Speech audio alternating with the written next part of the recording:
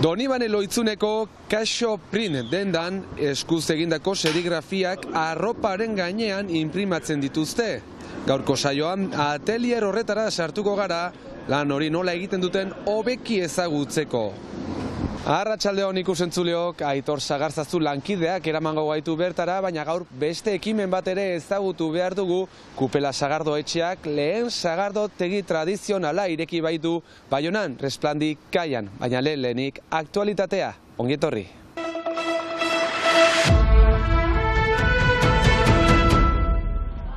Ekainaren 16, Horra Beskoitzeko herritarrek boza emateko hitzordua.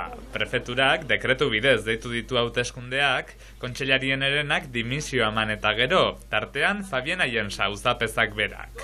2020an bere zerrenda izan zen aurkezturiko bakarra, eta orduz geroztik 7 kidek eman dute dimisioa. Bereziki azken hilabeteetan, ikastolaren aferarekin giroa gaiztotu delarik. Ekainaren 16an beraz, Beskoiztarrek herriko kontseilu berria hautatu beharko dute, 23 kontseilari orotara. Aipatzekoa da halaber, Europako Legebiltzarreko hauteskundeak astebete lehenago, ekainaren 9an izango direla. Bizik Mugerreko ezegunaren artifizializazioa legez kanpokoa dela salatu du beste behin. Proiektuaren kontra jotzeko, Euskal Elkargoaren egoitzaren aintzinean 300 zapeta jarri dituzte. 300 langile kaleratuak izan daitezkela salatzeko Enobiz enpresako langileen erreferentzia eginez. Izan ere proiektua justiziara eraman nahi dute. Proiektu hori lanjerusa da, biztanleentzat, ekologiarentzat, ekonomiarentzat, eta ez dugu ulertzen zendako hori egiten dute. Ez da posible egitea, eta egiten balin bat dute, justizia hemen izanen da proiektua bukaerazteko.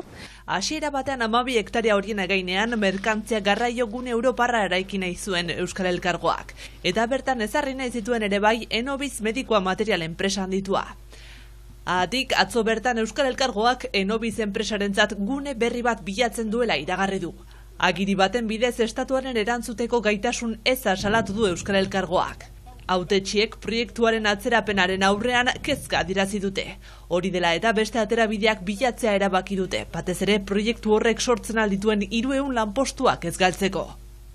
Hala ere Mugerreko auzapezak, Elkargoko presidente ordea ere badena, jada lanak hasteko dokumentazioa sinatu du.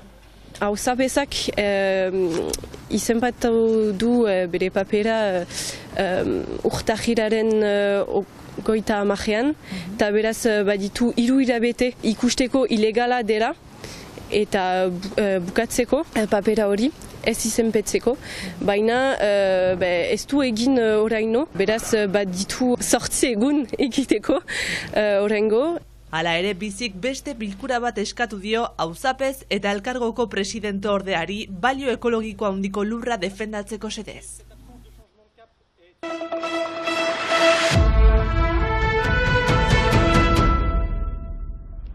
Donibane Loizuneko Jaldai merkatalgunean Kaixo Print izeneko inprimategia dago. Duela 4 urte sortu zuen Matin Kurutxetek. Serigrafia ikasi nuen duela 10 urte, marka txiki bat sortu nuen garai hartan, argazki izenan zuena.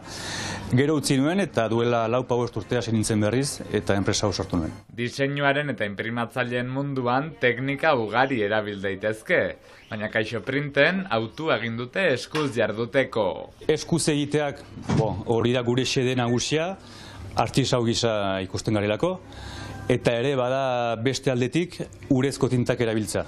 Hori importantea iruditzen zaigu, badira 2 tinta familia handi, bat plastikozkoak egina direnak, orduan horren aldetik aski zikinak direnak, eta beste batzuk urez egina direnak, eta horiek badute inpakto txikiago bat, eta modu hortan aldugu pixka bat apaldu edo murriztu gure inpaktua. Jakinez, industria horrek haunitz kutsatzen duela, bai t-shirta eta horien egiteko, egunaren egiteko, bai gero inprimatzeko orduan. Baina gure xedea da hori pixka eta apaltzea. Nahi den emaitzaren arabera, serigrafia edo transferentzia baliatzen dituzte. Mundu hortan badirela teknika asko. Orduan guk erabiltzen ditugu nagusiki 2.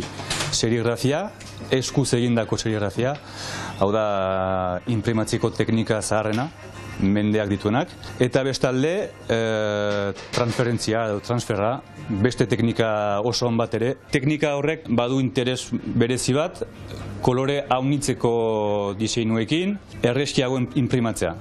Orduan hori da inprimagailu klasiko bat bezala, hosto baten gainean inprimatzen da diseinua, eta gero hori beharko da t-shirta edo izerritako edo zein egun gainean transferitu, berotasuna eta presio handi bat ekarriz. Orduan bakotxak baditu bere berezitasunak, baditu bere gauza alde onak eta alde txarrak, orduan guk erabakitzen dugu zein erabili proiektuaren arabera. Tokiko enpresa bat izanik, bertako eragileei egiten diete harrera bereziki. Guk lana egiten dugu hemen inguruan diren jendeekin, bai elkarteak, bai enpresak, jatetxeak, ostatuak, ikastolak. Gaur egun jende haunitzek behar ditu jantzi personalizatuak eta gu hemen gira erantzuteko. Bakotxak baditu bere interesak, batzuek badute aintzinetik ideia bat, badakite serigrafia nahi dutela, unkitu hori maite dutelako, ala emaitza maite dutelako, eta beste batzuk guk eramaten ditugu behar den lekura. Lan horrek alere artetik ere edaten du ezinbestean. Zinez bada hor muga biziki fin bat artisau eta artista baten artean, eta guk ere baditugu gure modeloak, guk hemen diseinatzen ditugun modelo batzuk, bai Clemensek eta bai nik, marraztutako diseinu batzuk gero inprimatzen ditugu. Hala arte hori sortzen eta jendearen nahiak inprimatzen jarraitzeko asmo dute Kaixo Printeko lagunek.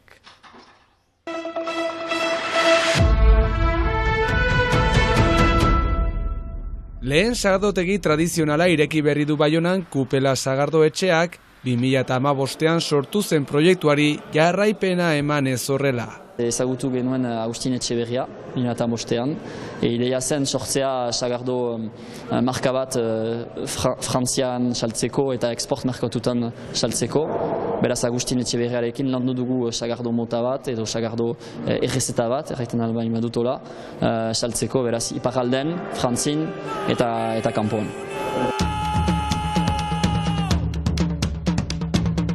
Ordutik izan duten asmoa edo ametsak gauzatu dute honela. Eta momentu berezirako, lehen txotx edo kupel irikierarako Agustin Etxeberria bera izan dute gonbidatu. Orain, helburua Sagardoaren ekoizpena Baionara ekartzea izango da. Hor atzematen duzun Sagardoa Astigarragan ekoiztu dugu, beraz Agustin Etxeberriaren etxean, badira 4 Sagardo desberdin hemen, baina helburua da bai iraira eta goiti, beraz sasoina, sagaztiak, sagarrak izanen direlarik, helburua da bai ekoiztea hemen bertan Sagardoa, beraz ekartzea zukua, mustioa eta fermentazioa egin prozesu osua hemen Baionan. Beraz baitugu 4 Sagardo mota. Batxo mikatza dena, beste bat gozoagoa dena, urtebi handi, patzola, mantxoni sagarrekin. Eta bai, horotara 4 Sagardo iziarri desberdinak. Hori da importante da guretzat. Hemen etortzen zira Sagardoa jastatzeko, probatzeko eta ezagutarazteko. Zer den Sagardoa, bere kultura, ondarrea. Jende asko etortzen dira sagotegirat txuletaren zat, eta diateko. Gainera nahi dute ardoa hartu, baina gure ideia da Sagardoari berriz eman bere tokia. Ez da gure esaldia hemen duguna, mujuan, zer litzateke eskualegia Sagardorik gabe, guretzat gure lema da. Sagardoaren kultura hori jendeari erakusteko afitxak eman dituzte sagardotegi guztian zehar, euskaraz eta frantsesez. Elkargune berri bat izateko xedea ere badute gainera, eta horretarako nahi ginuke egin kontzertuak, behar bai hilabete guziz bat. Astegunetan nahi ginuke ere mintza praktikak, beraz Euskaldun berrientzat edo Euskaldunak direnentzat. Beraz ostegun guziz hemen ginuko pintxoak eta ostatua zabaltzen dugu atxeko amarrak arte. Beraz ideia da jendea ditegunat partekatzeko, Euskaraz hitz egiteko, Euskaraz bizitzeko ere. Beraz nahi ginuke izaitea Baionako elkargune berri bat. Euskara ere ardatz izango duen elkargune bat, jatetxe soil bat baina askoz gehiago, baina bertan jan eta edateko parada ere izango dugu noski. Astelenetik ostiralera eguerditan badugu eguneroko menu bat, 16 eurotan, sartzea eta platera edo platera eta desarta. Eta onduan egiten dugu ere plato kombinatuak, hori 15 eurotan. Eta gero, asteburuetan ostiraletik igande eguerdira, badugu sagardotegiaren menua, beraz ateratzen da 22 eurotan. Sagardoa eta sagardoaren kulturaz, Lapurdiko hiriburuan, Aturri barrean ere, gozatzeko. Ikusle lagunok, Iluna Barronen irudiekin gure gaurko agurra. Iar arte.